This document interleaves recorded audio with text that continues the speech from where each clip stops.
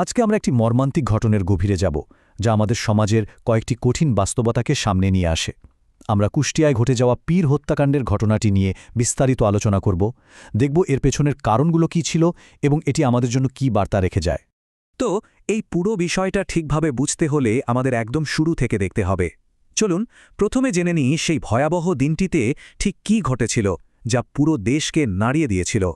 ঘটনার সময়কাল ছিল ২০২৬ সালের ১১ এপ্রিল, আর স্থান ছিল বাংলাদেশের কুষ্টিয়া জেলার দৌলতপুর উপজেলা। এই দিনেই দীর্ঘদিনের একটা চাপা উত্তেজনা এক ভয়াবহ সহিংস রূপ নিয়েছিল। এই যে কথাটা দেখছেন, বলা যায় এটাই ছিল সবকিছুর মূলে। এই একটা মাত্র বিতর্কিত মন্তব্যই এই নৃশংস হত্যাকাণ্ডের অনুঘটক হিসাবে কাজ করে। আর যিনি এ কথাটা বলেছিলেন, তার পরিণতি হয়েছিল খুবই ভয়াবহ। কিন্তু প্রশ্নটা ঠিক এখানেই, যে মন্তব্যটা করা হয়েছিল ঘটনার প্রায় ৫ বছর আগে, তার জন্য কেন এমন একটা পরিণতি হলো? এই প্রশ্নের উত্তর খুঁজতে হলে আমাদের একটু পেছনে ফিরে তাকাতে হবে। চলুন এখন একটু জেনে নেওয়া যাক, যিনি এই সহিংসতার শিকার হলেন তিনি আসলে কে ছিলেন, আর কেনই বা তাকে ঘিরে এত বড় একটা ঘটনা ঘটল। তো নিহত ব্যক্তির আসল নাম ছিল আব্দুর রহমান, তবে মানুষ তাকে শামীম জাহাঙ্গীর বা কালান্দার বাবা নামেই বেশি চিনত। বয়স হয়েছিল ৬৫ বছর। তিনি কিন্তু শুধু একজন পীরই ছিলেন না, পেশায় ছিলেন একজন স্কুল শিক্ষকও। কুষ্টিয়ার দৌলতপুরে ফিলিপনগর দরবার শরীফের পীর হিসাবে তার বেশ প্রভাব ছিল, অনুসারীর সংখ্যাও ছিল অনেক। এই যে এত বড় একটা ঘটনা, এর শুরুটা কিন্তু হুট করে হয়নি। এর শেকড় ছিল অনেক গভীরে, অনেক আগে ঘটে যাওয়া একটি ঘটনায়। চলুন দেখি কিভাবে একটা মন্তব্য সময়ের ব্যবধানে একটা হত্যাকাণ্ডের কারণ হয়ে দাঁড়াল। দেখুন, ২০২১ সালে পীর শামীম জাহাঙ্গীর ওই বিতর্কিত মন্তব্যটা করেন। এরপর প্রায় ৫টা বছর কিন্তু বিষয়টা একরকম চাপায় পড়েছিল। তারপর হঠাৎ করে ২০২৬ সালের ১০ এপ্রিল সেই পুরনো ভিডিওটা সোশ্যাল মিডিয়ায় ভাইরাল হয়ে গেল। আর তার ঠিক পরের দিনই ১১ এপ্রিল তার দরবার শরীফে হামলাটা হয়। বোঝাই যাচ্ছে সোশ্যাল মিডিয়া এখানে একটা পুরনো, প্রায় ভুলে যাওয়া বিতর্ককে নতুন করে উস্কে দিয়েছিল। এবার চলুন সেই ভয়ঙ্কর দিনটার ঘটনা প্রবাহের দিকে নজর দিই। কিভাবে একটি উত্তেজিত জনতা আইন নিজেদের হাতে তুলে নিয়েছিল সেটা একটু বিস্তারিতভাবে দেখি। শুধু সংখ্যাটা একবার ভাবুন, ২০০রও বেশি মানুষ। এত বিশাল একটা উত্তেজিত জনতা যখন কোথাও জড়ো হয়, পরিস্থিতিটা যে কতটা ভয়াবহ হতে পারে তা সহজেই বোঝা যায়। এই বিশাল সংখ্যাই সেদিন পরিস্থিতিকে নিয়ন্ত্রণের বাইরে নিয়ে গিয়েছিল। হামলাটা ছিল খুবই হিংস্র আর পরিকল্পিত। হামলাকারীরা প্রথমে দরবারের দেয়াল ভেঙে জোর করে ভেতরে ঢুকে।